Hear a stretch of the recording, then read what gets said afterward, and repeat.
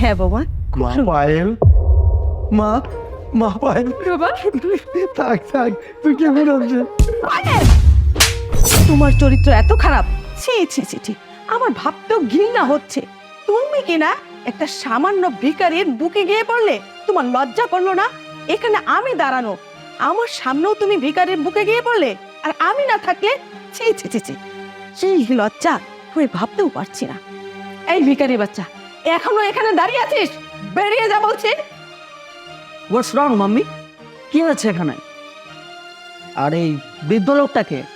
আরিয়ান, উনি আমার বাবা। হোয়াট?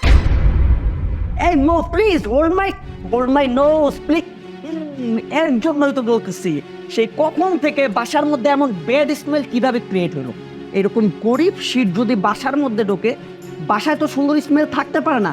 এই এই ভিখারির বাচ্চা, এই বাসায় ঢোকার আগে তুই একবারও কল্পনা করলি না যে তুই কোথায় ঢুকতেছিস, কিভাবে ঢুকতেছিস? তোর পোশাক আশাকের অবস্থা দেখতেছিস, খুব সস্তা একটা লুঙ্গি পরে আসছে, আর এই যে গলায় কি ঝুলাইছে, ও মাই গড!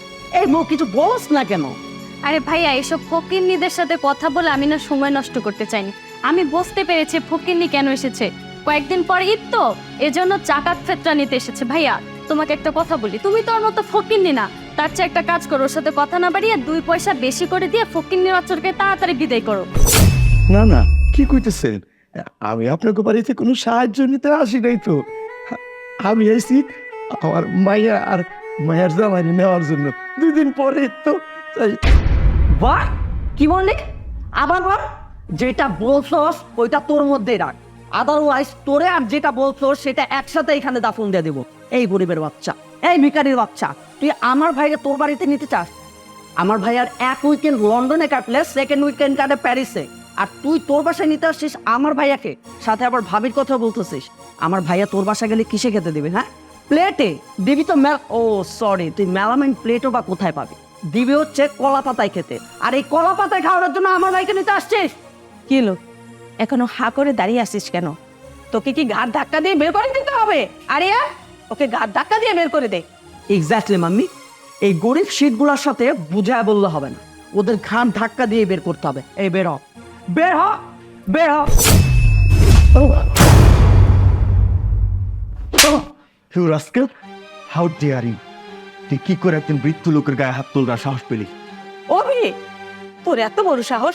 সামান্য একটা কাজের লোকের জন্য তুই আমার ছেলের গায়ে হাত তুললি? চুপ করো মা। তোমার আশকারা পেয়ে আজকে তোমার ছেলে এমন হয়েছে। ইনি কোনো সামান্য মানুষ নয়, ইনি কোনো ভিখারি নয়, ইনি আমার শ্বশুর। এবং তুমি জেনে শুনে তোমার সামনে দাঁড়িয়ে থেকে তোমার ছেলেকে দিয়ে ওনার ঘাড়ে হাত দিয়েছো। মা, কাজটা একদম ভালো করনি। বাবা, আপনি তো বিয়ের পর কোনোদিন আমাদের বাড়িতে আসেননি, আজকে কেন এসেছেন বাবা? জামাই বাবা, এই যে আমার মেয়েটা না, এই মেয়েটা স্যার আমি কোনো বছর ঈদ করি নাই। ও ছোটবেলা ওর মাটা মরে গেছে, ওরে আমি কোলে পিঠে করে মানুষ করছি। বাবা, এইখানে এই আমার হাতেরটা নাই, এই পায়া সবসময় ঘুমাইতো আমার বুকে মাথা রেখে। তারপর তো আমার মায়া আমার বুকে চুটকালি পাকাইয়া তোমারে বিয়ে করে চলে আইলো। ও ভুলে চাইতে পারে আমারে, কিন্তু আমি তো বলতে পারি না, আমি তো বাবা। তাই আমি আর থাকতে পারি নাই, এতদিন আমি আসি নাই বাবা।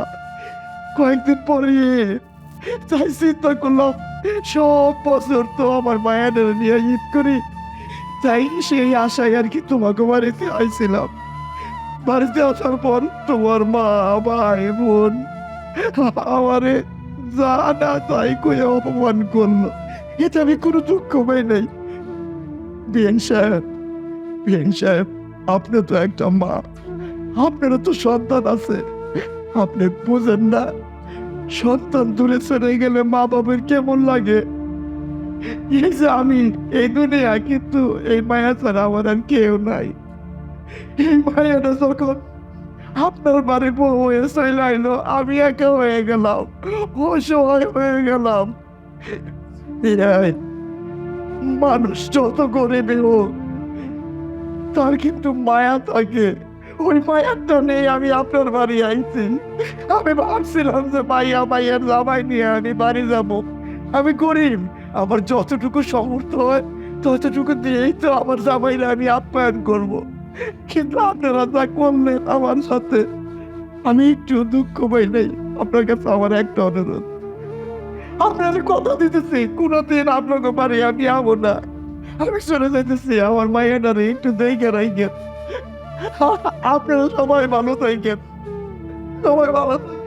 দাঁড়ান বাবা, আপনি যাবেন না, আপনাকে আর কিচ্ছু বলতে হবে না। মা, শুনলে তো, আমার শ্বশুর আমাদেরকে নিতে এসেছে। মা, তুমি কি ভালো আছো?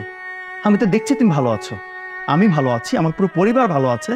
আমি যাকে বিয়ে করে এনেছি সে তোমাদের সবাইকে নিয়ে ভালো আছে, এবং আমি কিন্তু আমার বউকে নিয়ে হ্যাপি। আমি অনেক বেশি হ্যাপি। মা, আমি কিন্তু আমার শ্বশুরকে আমার শ্বশুরবাড়ির অবস্থান দেখে বিয়ে করিনি। আমি আমার ওয়াইফকে বিয়ে করেছি শুধু তাকে দেখে, এবং আমার কাছে মনে হয়েছে সে আমার সংসারের জন্য একটা রাইট চয়েস।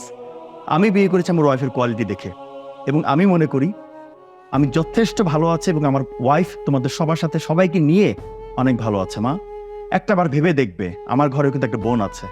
আমার বোন যদি এভাবে কারো সংসারে যায় এবং তার সাথে যদি এমনই শুরু হয় তার শ্বশুর বাড়ি থেকে এমন আচরণ, কেমন লাগবে মা তোমার কাছে? একবার ভেবে দেখবে। মা, এখনো সময় আছে মা, নিজেকে শুধরে নাও, তা না হলে পরে পস্তাতে হবে। আর তুই তোমার ছোট ভাই, তোকে বলছি, বি কেয়ারফুল, এমন আচরণ আর কখনো করার সাহস করিস না। আর আব্বা, আপনাকে আমি কথা দিচ্ছি, ঈদ আপনার বাড়িতে হবে। আমি প্রথমবার আমি আমার শ্বশুর বাড়িতে ঈদ করব।